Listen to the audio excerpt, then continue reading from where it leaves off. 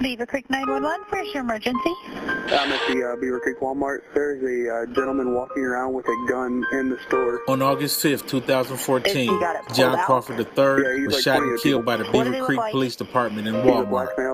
Ronald Ritchie called 911 and lied, stating that Crawford was pointing a loaded gun at children and people in the store. The Beaver Creek Police Department also lied, stating that they told Mr. Crawford to drop his weapon several times before they opened fire. An Ohio grand jury said that the officers' actions were justified and the two officers were not charged, even though they admitted that Mr. Crawford did nothing wrong.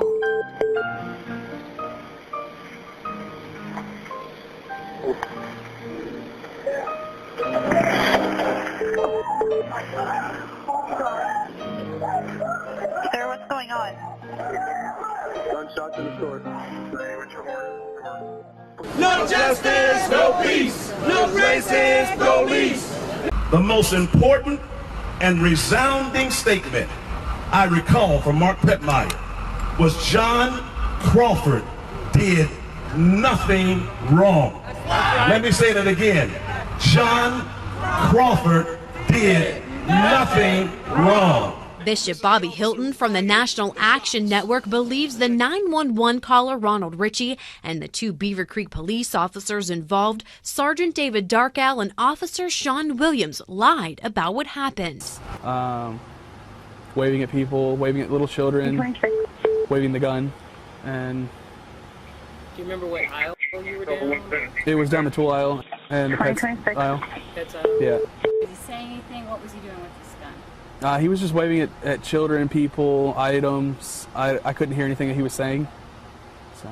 When you saw that, I mean, what's going through your mind? You're seeing this guy waving this gun around inside Walmart. I'm thinking that he's either going to rob the place or he's there to shoot somebody else. He looks kind of serious as far as he didn't really want to be looked at, and when people did look at him, he was pointing the gun at people and everything. So got there, they told him, they came around the corner, said put it down. They said it 2 times, and then the gentleman decided to swing the rifle to the officer pointing at them. That's when the officer shot him twice. What's going on? Gunshots in the store. In recently released documents, we learned why Officer Williams felt he had to shoot Crawford. Williams says Crawford turned towards them in an aggressive manner, and he felt his life, Sergeant Darkow's life, and the lives of the shoppers were in danger. Sergeant Darkow also reported he looked as though he was holding the rifle in a low, ready position.